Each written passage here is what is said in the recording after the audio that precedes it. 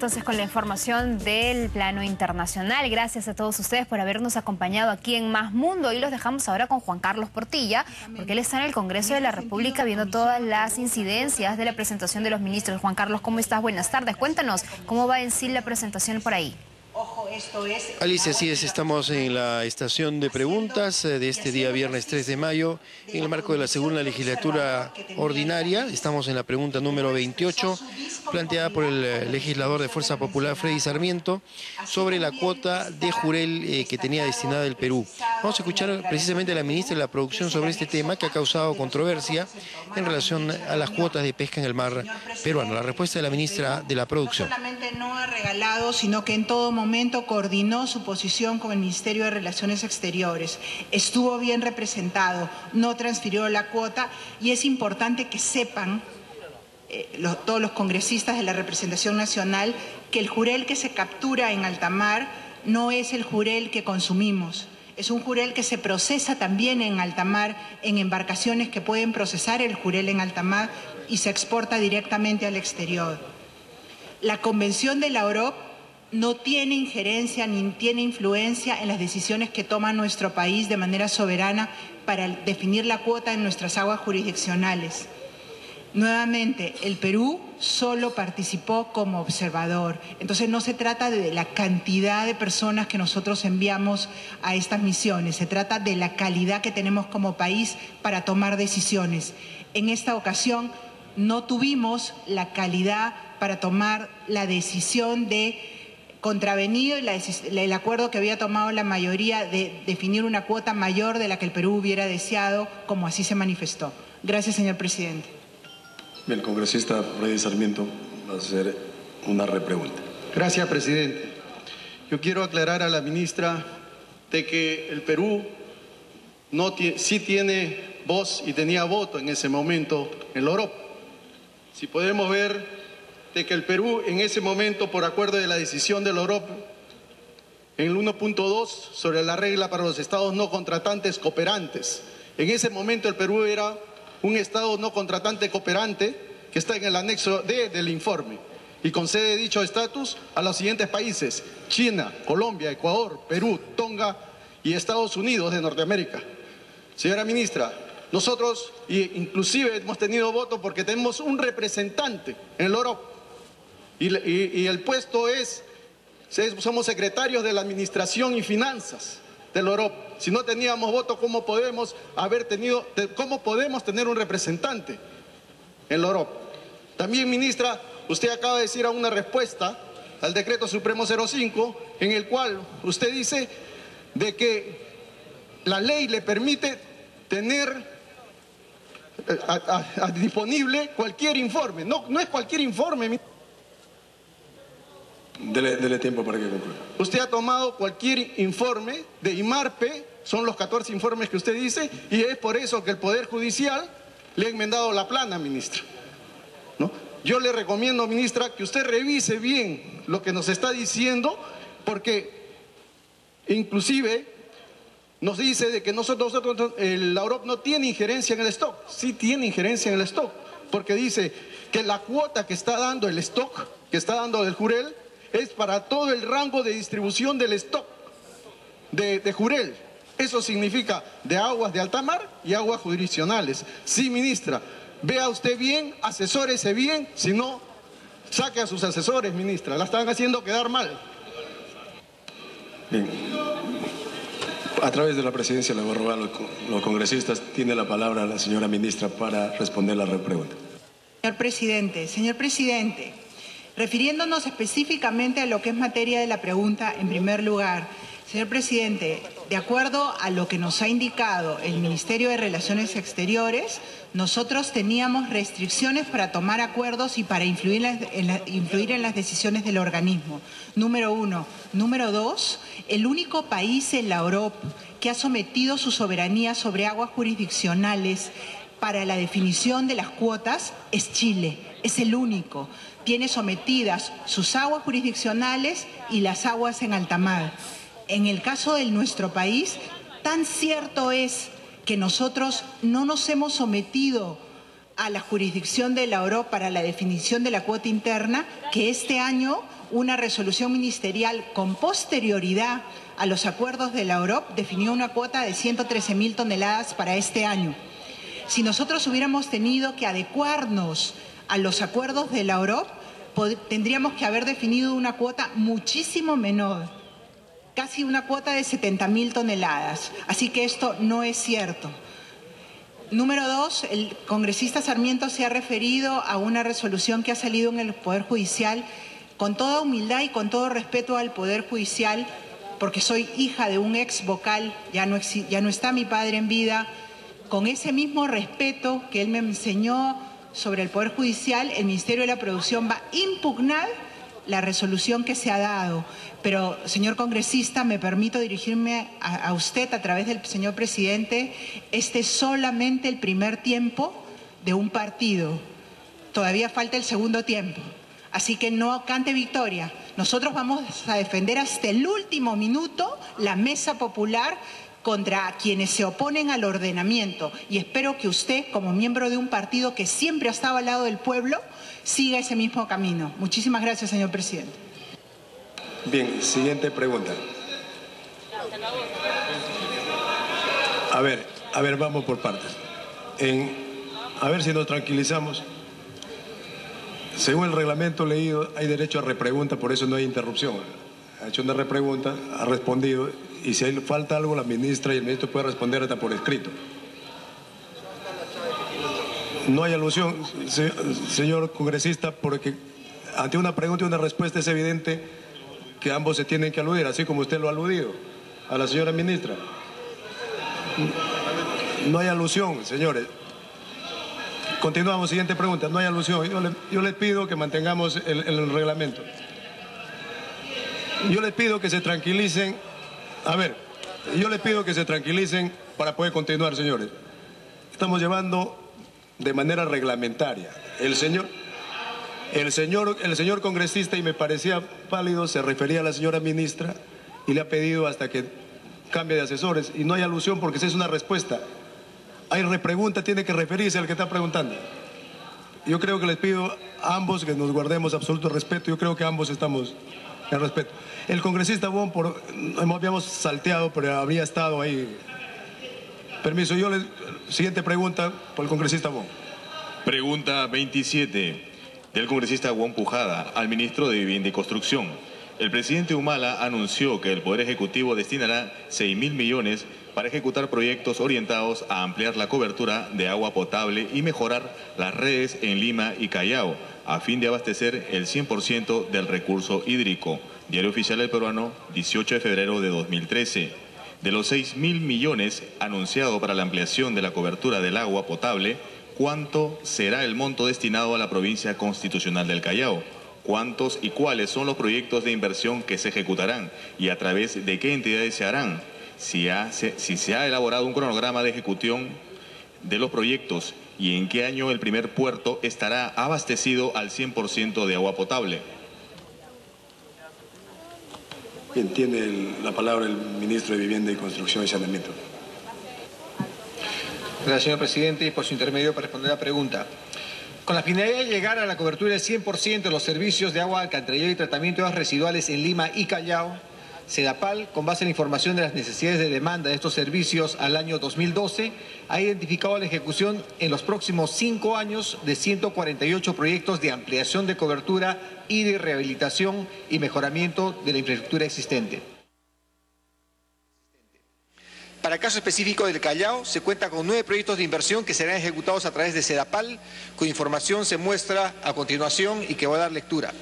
Son 9 proyectos. El primero corresponde a la ampliación y mejoramiento del sistema de agua potable y alcantarillado para el macroproyecto Pachacútec, en el distrito de Ventanilla, que tiene un estimado de inversión de 447 millones de soles. El segundo proyecto es la instalación de redes secundarias y conexiones de agua potable y alcantarillado en el asentamiento humano Alfonso Ugarte, ampliación en el distrito de Ventanilla por 310.000 soles, la rehabilitación y mejoramiento de un surtidor para el abastecimiento de agua potable en la Asociación Porcicultores del Parque Porcino, también en Ventanilla, de 210.000 soles, el cambio y reubicación de colector Aeropuerto Callao en el distrito de Callao por 1.830.000 soles, el esquema Víctor Raúl Aya de la Torre, ampliación de los sistemas de agua potable y alcantarillado de los sectores 253, 254, 255, 258 y 259 en el distrito de Ventanilla por 104 que es en el Callao, Ventanilla y una parte en San Martín de Porres por 141 millones de soles. La ampliación y mejoramiento de los sistemas de agua potable y alcantarillado de los sectores 273, 277, 278, 279, 280, 394 y 395 del distrito de Ventanilla por 140 millones de soles. La ampliación de redes de agua potable y alcantarillado de las manzanas K, L, X, Y, Z, M, N, el asentamiento humano Costa Azul del distrito de Ventanilla por 480.000 soles. La ampliación y mejoramiento de los colectores primarios en Ramal Norte, en la primera etapa el colector Comas Chillón, que es toda la zona norte y comprende principalmente el Callao por 177 millones de soles. Y finalmente, la optimización del sistema de agua potable y alcantarillado, que incluye sectorización y rehabilitación de las redes y actualización del catastro en el área de influencia de la planta de Huachipa, el área de drenaje de Oquendo, Sinchirroca, Puente Piedra y los sectores 84, 83, 85 y 112, que comprende los distritos de Callao, Ventanilla, Caraballo, Comas, Los Olivos, Puente Piedra y San Juan y San Martín de Porres por 567 millones de soles. Son en total 9 proyectos por un estimado de 1.476 millones de soles que en los 5 años que se ha previsto tanto la elaboración de estudios como la ejecución de las obras correspondientes permitirá dotar al 100% de agua potable, saneamiento y tratamiento de aguas residuales a la provincia constitucional del Callao. Muchas gracias. El congresista Wong va a hacer una repregunta. Gracias, señor presidente. En una declaración del presidente, él expresaba que el agua es el mejor instrumento para la inclusión social. Señor presidente, a través suyo al ministro, en relación al resto del país, se nos ha informado que el gobierno anterior gastó 13.000 millones de soles en los programas de agua y saneamiento. ¿Habría forma de proporcionarnos si este dato es real? ¿Y cuánto ha invertido hasta hoy el gobierno en agua y saneamiento? ¿Y cuáles son los proyectos prioritarios para este año? Porque en el caso de Pachacútec tiene 7 años que se le prometió el agua y sin embargo hasta la fecha no hay resultado. Esta gente tiene ese problema de que ellos desean mejorar el nivel de vida, pero hasta ahora se han hecho inauguraciones pero no ha habido resultado. Muy bien. Ministro de Vivienda, Construcción y Saneamiento. Intermedio. Señor presidente, por su intermedio. La información de lo que ha sido la inversión en el gobierno anterior la debemos llegar a su despacho. Y respecto de la priorización de proyectos para el caso de Lima, todos los proyectos que se han señalado, así como los otros 139 proyectos para Lima Metropolitana, están priorizados cada uno en la etapa que le corresponde. Y en el caso del proyecto de Pachacútec, corresponde una pregunta que más adelante vamos a responder con mayor detalle, señor presidente, y así lo haremos en su momento. Muy bien, siguiente pregunta. Pregunta 29. Pregunta 29 del congresista Eguren Noyes-Vander al ministro de Economía y Finanzas. Es innegable el buen momento que atraviesa la economía peruana. Sin embargo, se están gestando factores que podrían originar un enfriamiento en el futuro crecimiento de la economía, como la postergación de inversiones privadas anunciadas, la reducción de la importación de bienes de capital, la disminución de la cantidad exportada de los metales, los anuncios de retorno de la actividad empresarial del Estado, los conflictos sociales, los mecanismos de la consulta previa, el endurecimiento de medidas ambientales, las trabas a la inversión y el efecto Conga. ¿Qué medidas ha previsto el MEF para contrarrestar cada uno de los factores adversos señalados? El MEF avala la pretensión de Petroperú por comprar los negocios de la española Rexol. Bien, tiene la palabra el señor ministro de Economía. Gracias, presidente, por su intermedio. La pregunta del congresista Eguren permite dar un poquito cuenta del estado de la economía y efectivamente qué es lo que se está haciendo, qué es lo que se ha hecho y qué es lo que se va a hacer hacia adelante. Este enfriamiento de la economía, como aluden, digamos, el congresista Eguren y otros analistas, tiene una explicación en el primer trimestre. Nuestra proyección del primer trimestre es un crecimiento por encima del 5%. Y este obviamente es menor que el del cuarto trimestre. ¿Qué está atrás de ello? 3 factores puntuales. Uno son factores de corte externo, que tienen que ver con una menor demanda en el mundo y una caída en el precio de los commodities. 2, factores estacionales, porque en el primer trimestre del presente año, señor presidente, hubieron 4 días útiles menos que en el mismo periodo del año anterior. Y 3, factores climatológicos que han incidido en retrasos en algunos proyectos de infraestructura en particular. Dicho esto, yo creo que uno no puede extrapolar datos hacia adelante en base a una sola observación. En el segundo trimestre, de hecho, el día de esta semana hemos publicado en la página web del MEF cuál es nuestra previsión para el segundo trimestre. En el segundo trimestre esperamos un crecimiento por encima del 6%, con una proyección al mes de abril de un crecimiento cercano al 7%. ¿Cuáles son los datos que nos permiten afirmar eso? Tenemos hasta la fecha datos preliminares que apuntan a un repunte en la producción de electricidad, 7%, a las compras de bienes de capital cerca al 10% y un incremento en los despachos de cemento al 15%. Creemos, y ha sido ratificado por organismos externos, que el Perú va a tener un crecimiento por encima del 6%. De hecho, esta misma semana, una agencia calificadora de riesgo canadiense nos hizo una mejora en la calificación crediticia. Ahora, ciertamente lo que menciona el congresista Eguren es que no podemos quedarnos en la complacencia y tenemos que asegurar que el crecimiento económico continúe, porque es la única forma de derrotar la pobreza, crear empleo y sostener el progreso que ya tenemos años, evidenciando esto. Y quisiera referirme al tema de poner en perspectiva las cosas y aprovechar este foro por su intermedio, señor presidente, porque estas últimas semanas han sido unas semanas de demasiada especulación y nos hemos olvidado de mirar los hechos reales, lo fáctico.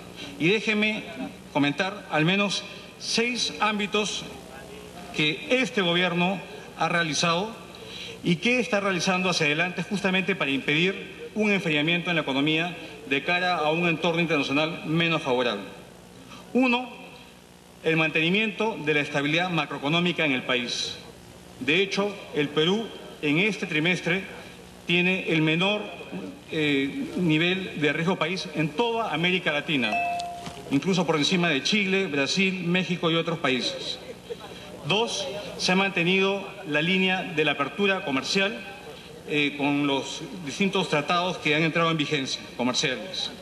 3, se han fortalecido entidades públicas de suma importancia para dotarle mayor transparencia, la OCE, y también se ha fortalecido a la entidad tributaria, entre otros aspectos. 4, han habido reformas microeconómicas en la agenda de competitividad, donde se muestra un avance que sin duda es insuficiente, pero que muestra un claro compromiso del gobierno de continuar con una agenda de largo plazo para sentar las bases de un crecimiento futuro basado en mejoras en la productividad. 5, un claro compromiso con los acuerdos internacionales y que todas las controversias que ha podido tener el Estado las ha canalizado utilizando los mecanismos de controversias y las entidades a las cuales estamos adscritos. Evidencia de ello, señor presidente, es que recientemente el Perú ganó un caso ante el CIADI, ante una empresa española que había demandado al Estado, y el Perú, utilizando esta instancia y ratificando la efectividad de la misma, ganó y ha sido resarcido por los gastos involucrados en la defensa de los intereses del país. Y 6, y no menos importante, es las reformas que el gobierno ha venido impulsando en distintos ámbitos que van desde la seguridad, el tema del sistema previsional, educación, entre otros aspectos. Ahora, hacia adelante, ¿qué es lo más importante?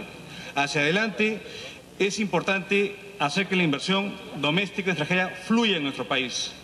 Y hay 2 proyectos de ley que están siendo discutidos en el Congreso de la República que creo que son importantísimos. Uno que fue entregado en el mes de diciembre y ha sido discutido en el Congreso de la República, que se refiere a cómo poder lograr mejoras en el saneamiento físico legal de los terrenos que permita justamente destrabar inversiones que hoy en día no pueden continuar porque no hay un saneamiento físico legal.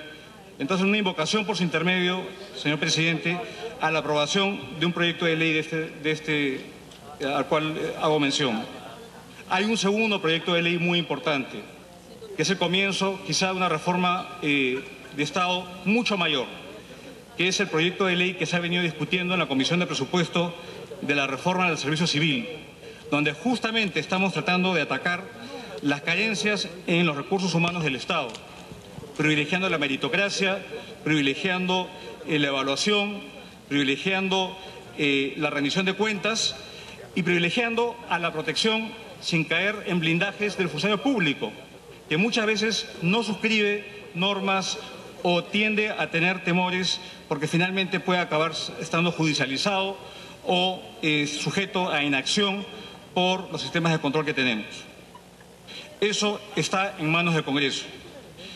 En línea con lo dicho por el presidente de la República en sus últimas declaraciones, es evidente que sin la inversión no hay crecimiento. Y para esto el presidente de la República anunció recientemente la creación de una comisión liderada por el Ministerio de Economía y Finanzas justamente para identificar cuáles son estas trabas y seguir avanzando hacia que las inversiones público-privadas, privadas y públicas, no solamente en su aprobación, sino en su ejecución, lleguen a feliz término.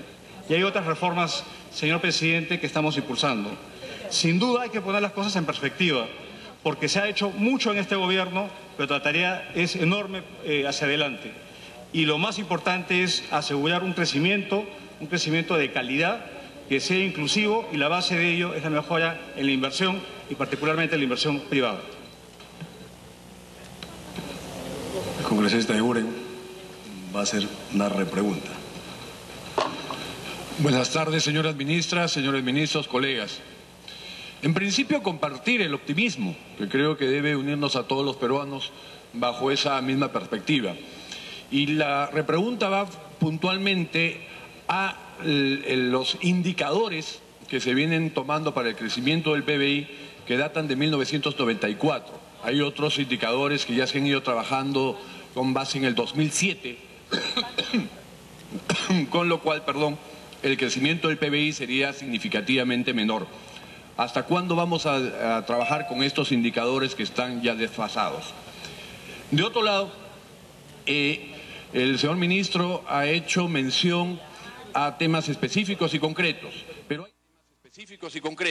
pero hay señales que no podemos tomarlas de manera determinante de que nos estamos encaminando a un enfriamiento, pero sí preocupantes. Por ejemplo, el año 2011 tuvimos un incremento del déficit de balanza en cuenta corriente de 3.341 millones.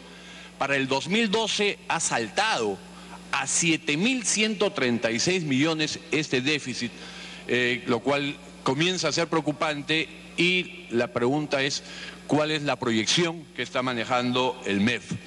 Tema concreto, a febrero tenemos una disminución de la importación de bienes de capital en 15.5 y específicamente para la industria de menos 24.4. Ello obviamente preocupa porque da la sensación que el sector productivo... Concluya, congresista Eguren. Gracias, presidente. Está dejando de adquirir bienes productivos porque tiene expectativas menores. Y para terminar, entramos al tema de expectativas. Los factores exógenos, lo que pase en la economía global, realmente poco podemos controlar, pero sí tenemos que controlar finamente los factores internos. Y dentro de eso el tema confianza es importante. Ha caído las exportaciones 19% el primer trimestre y acaba de hacerse una encuesta publicada hace unos días. El 80% de los empresarios está descontento con el gobierno y dentro de ello hay 110 grandes proyectos que la sensación es que están parados, están trabados. Entonces ese creo que tiene que ser el gran reto del gobierno: recuperar confianza, recuperar optimismo y generar una sinergia, no solo desde el aparato estatal aislado, sino en compromiso, en coordinación con todas las fuerzas políticas y con las fuerzas productivas. Gracias, señor presidente, y gracias al ministro por la respuesta. Muchas gracias, señor presidente. Por su intermedio le agradezco las repreguntas al congresista Eguren. Quisiera comentar sus 4 repreguntas. Una es, existe una comisión donde se encuentra el Ministerio de Economía y Finanzas, el Banco Central de Reserva, obviamente el INEI, que es encargado de las estadísticas nacionales, entidad adscrita a la PCM, que está a cambio en la serie de tiempos, ajustando el año base. Hay factores metodológicos por los cuales esto todavía no ha sido presentado a la opinión pública, pero esto tiene incluso el acompañamiento de organismos internacionales para garantizar la credibilidad de las cifras, y yo sería prematuro adelantarse, digamos, a ello, porque no tenemos esa información. Con respecto a la balanza en cuenta corriente, efectivamente, no solamente en el Perú, sino en muchos países productores de materias primas, ha habido un deterioro en la balanza de cuenta corriente. Estamos en un nivel cercano al 4% del producto. Esto es similar en casos como Chile, como Colombia y otros países. ¿Cuál es el tema acá? El tema es si es que existen los recursos para financiar esta balanza en cuenta corriente, que principalmente es por la caída en la balanza comercial, por la caída en los precios de los commodities. Déjeme manifestarle, por su intermedio, es que en el Perú han entrado cerca de más de 10 puntos del producto de flujos externos que más que financian el déficit en cuenta corriente. Pero sin duda esto es un factor de monitoreo por parte de las autoridades competentes, el Ministerio de Economía, el Banco Central de Reserva. Una balanza de cuenta corriente que significa incremento en las importaciones para financiar la inversión, no es mala si es que tiene financiamiento, señor presidente. Pero sin duda esto es un fenómeno que responde a un factor externo, que es la caída de los precios de las materias primas. Hice alusión acerca de no hacer proyecciones en base a un dato, porque cuando se hacen comparaciones de variaciones es mes contra mes. ¿Qué pasó en febrero del año 2012? Hubo una fuerte importación, casi un crecimiento de más de 20% o 30%, si no me equivoco, de las importaciones de bienes de capital por adquisiciones de la minera Las Bambas. Entonces hay un factor estadístico que explica esa caída puntual, y yo diría no se puede extrapolar en base a solamente un punto. Y para continuar, el tema ciertamente coincido y coincidimos, creo, con lo que el congresista ha referido acerca de la confianza. Pero la confianza se nutre con entendimiento y con evitar exacerbar, digamos, y basar los análisis en los hechos. He enumerado una cantidad de hechos reales, fácticos, que el gobierno ha llevado adelante, pero sin duda no es suficiente. Las expectativas son muy sensibles a cambios. Por lo tanto, yo creo que justamente estos foros, para poder explicarle a la representación nacional y por su intermedio también a los ciudadanos, a los inversionistas, es una invocación a la tranquilidad. Estamos trabajando, sin duda no es suficiente. Tenemos que efectivamente trabajar de la mano del sector privado para destrabar y crear un clima de entendimiento, un clima de confianza para la inversión y referirnos a los temas de fondo. Tenemos que trabajar la reforma del Estado, como el presidente de la República hizo mención en su presentación en los medios de comunicación recientemente, y dejar la polarización y buscar más bien la unidad, justamente para que el Perú siga creciendo y mantener este progreso que hemos logrado con mucho esfuerzo los peruanos los últimos años. Muchas gracias. Muy bien. La pregunta 30, no está el congresista. Siguiente pregunta, pregunta 31. 31, sí. Pregunta 31 de la congresista Omonte Durán al ministro de Transportes y Comunicaciones. ¿Cuál es la responsabilidad de su ministerio frente al deterioro de la obra de mantenimiento del corredor vial La Oroya, Chicrín, Huánuco, Tingomaría, en PE 5N Carretera Central, con un costo para su ejecución de 121.593.892.09, cuya ha permitido un trabajo sin resultados que ha traído grave perjuicio económico al transporte, comercio, turismo, industria, agricultura y otros de la zona central del país, especialmente la región Huánuco. ¿Y cuáles son las medidas de solución que ha previsto su cartera ministerial? Bien, tiene la palabra el ministro de Vivienda encargado del sector transportes. Muchas gracias, señor presidente, y por su intermedio.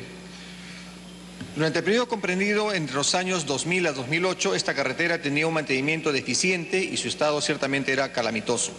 Proinversión convocó una licitación pública que tuvo por objeto contratar al concesionario que se encargaría de intervención de la ruta Lima-La Oroya, Huánuco, Tingomaría, Pucallpa, la misma que...